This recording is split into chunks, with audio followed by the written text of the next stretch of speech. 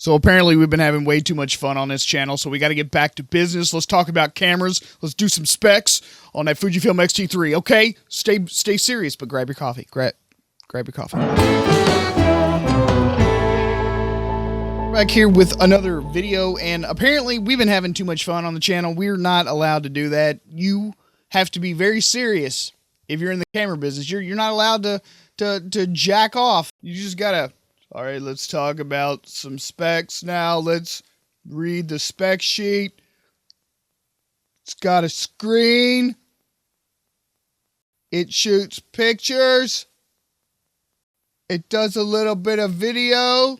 Man, y'all can get that anywhere. Literally anywhere. Why am I going to be like everybody else? I tried that. I really did. Look, for those of y'all that have been around for a while, y'all don't know. Y'all, like, I tried to be professional and regular and like upstanding so that like I would be accepted more by like, you know, the brand. So they send me some stuff and all that. Dude, forget it. Seriously, be true to yourself. Always make the art that you want. Shoot the pictures you want.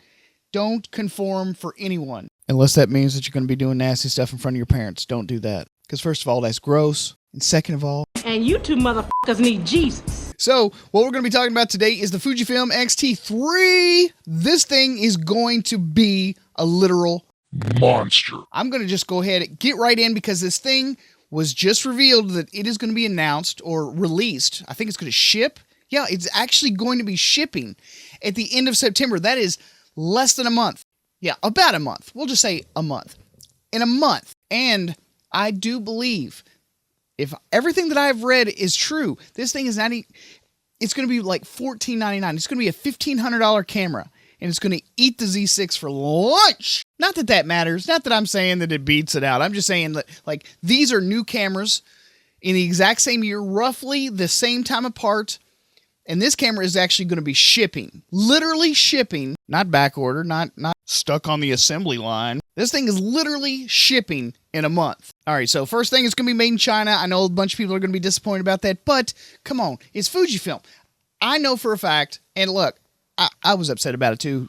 I really was. I really genuinely was. But these are cameras. You're probably not going to have them forever. It's the glass that's important. So keep buying that Japan glass. Keep buying it. Keep buying that stuff. I mean, don't buy it all up because I want some of it. But it is going to be made in China.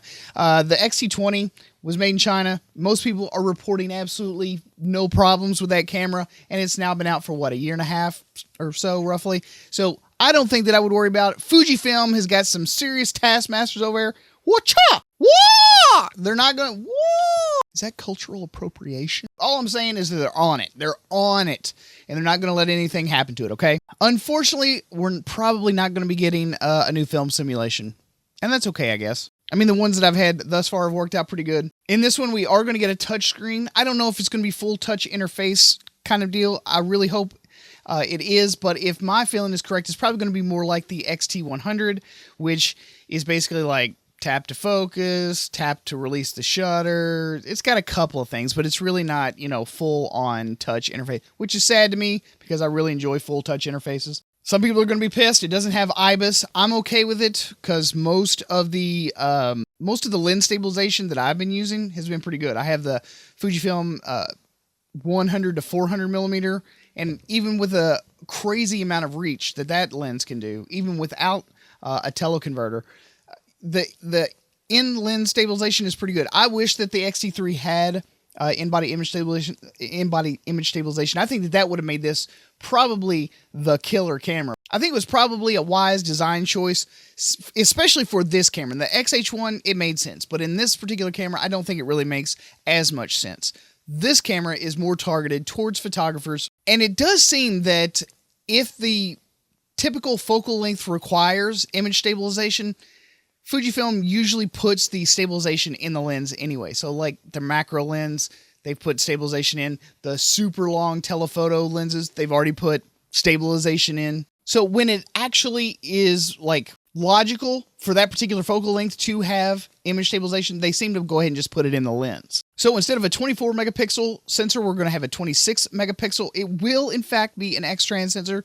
So for those of you that were like a little bit worried that they were going to put a Bayer sensor in that camera, for all of us that have become really, really good fans of that X-Trans, it's going to be there. 20 frames per second shooting. That's dope as hell. But there is going to be a new processor in there, so it should be able to process whatever Fujifilm is going to allow you to shoot those amount of photographs at, no problem. Now, can I confirm that? No one can. This is all speculation and rumor and speculation, but at least there ain't been no hype. No hype trains up in here, just good old-fashioned specs. They did, in fact, lower the base ISO of the camera, so instead of 200, you're now going to get 160. I never really had much of a problem with the base ISO. People just really, really like extremely low ISOs. But essentially what that means is they have managed to lower the on-sensor noise that the camera is going to produce. So I guess any amount of improvement or image degradation removal that they can take care of, I'm all for that. Like I said, it just never really affected me, I don't think. I don't ever feel like it affected any of my images that I actually wanted to keep or frame or print or whatever. So we are now going to have 425 autofocus points on this camera, which are also going to be available in autofocus continuous. How awesome is that? We're not going to be just limited to that like little center cluster of autofocusing points. We're going to have phase detection on the entire sensor now. I just want to say I'm excited. Unfortunately, we're not going to get that amazing, amazing selfie screen that is on the Fujifilm X-T100. You don't even have to use it. I don't know why they wouldn't just include it. That screen should be on everything. For those of you that don't know, if you've never tried an X-T100, it not only tilts up and then tilts down, but it tilts all the way out. It's got a completely separate hinge. So it has two hinges. It has the flip out hinge, and then it still has the ability to do the tilty thing. That design is off the hook and revolutionary. They need to have all of those on all of the other cameras. Any new camera needs to have that selfie screen. Figure out how to weatherproof it, figure out how to do whatever you need to do, but do not never include that again, Fuji. Serious. I think you've made a terrible mistake. That needs to be addressed. Put that screen on everything. Now let's talk about some video. Holy shit. We are actually going to be getting a headphone jack on this camera. I don't think you're actually going to need the battery grip, which, by the way, they are designing a new battery grip for the X-T3. So if you were hoping that you could use your X-T2 grip, you can't.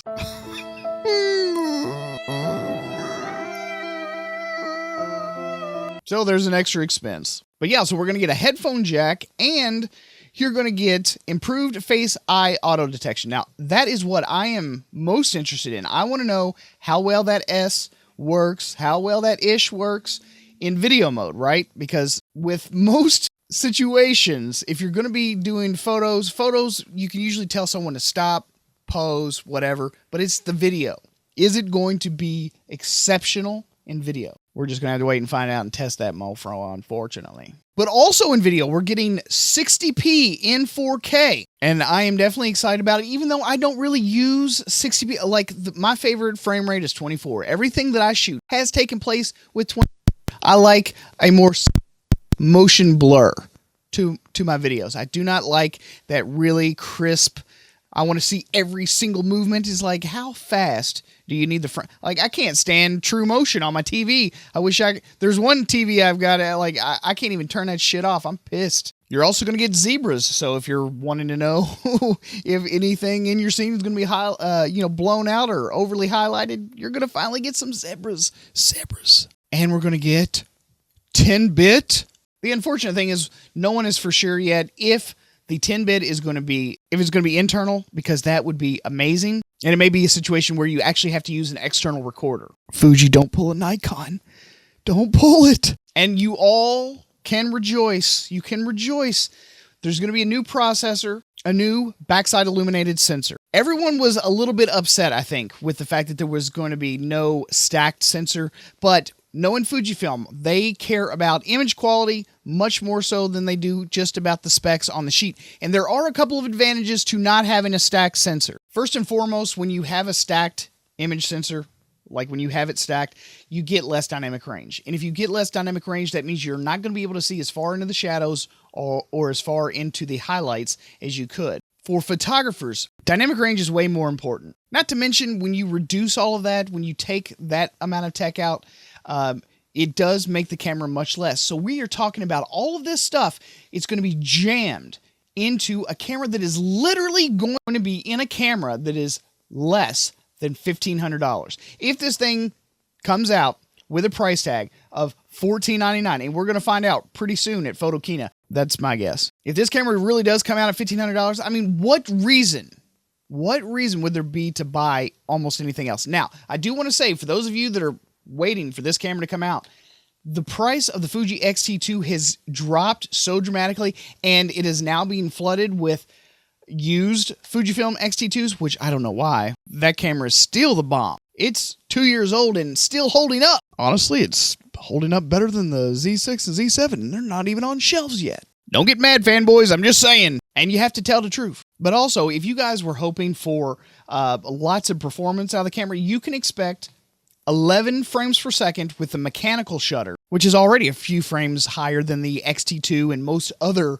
brand new cameras that are expected to come out this year. But you are going to get 20 frames per second full sensor readout with the electronic shutter and 30 frames per second with a 1.25 times crop. What are you not going to be able to shoot with this camera? I mean, y'all tell me. Y'all tell me. So with all that being said, this camera is literally going to be a monster of a camera. And for people that have actually used a Fujifilm camera and actually know what the hell they're doing, I'm not pointing out anyone in particular, this thing is literally going to dominate the market, especially at this price point. So it's probably not going to sway anyone that's on the full frame tip, but anyone else that was even kind of sort of considering, what the hell do I get? What size sensor should I get? It's probably going to be in your top 3 picks.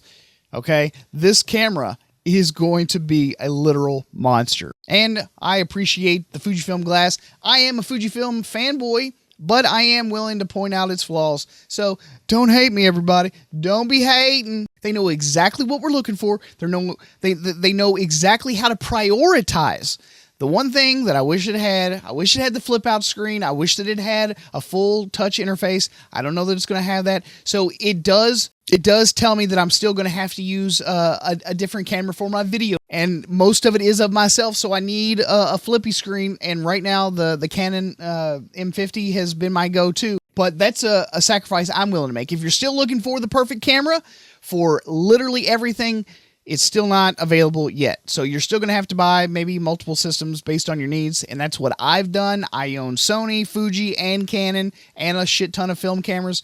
So I am perfectly fine with it still. But God, man, when the day shows, when the day arrives, it's all going to be like, hallelujah. But until then, boys, let's just drink coffee and keep on being happy, shall we? All right, guys, thanks so much for hanging out with me today. I hope you guys enjoyed the show. Show some love. Hit that thumbs up button if you like. If not, if you hated it, go ahead and thumbs down. I don't give a crap. Leave me a comment, though. Tell me what you all are most excited about as far as this new camera is concerned. I think we're all pretty hyped up on just about everything.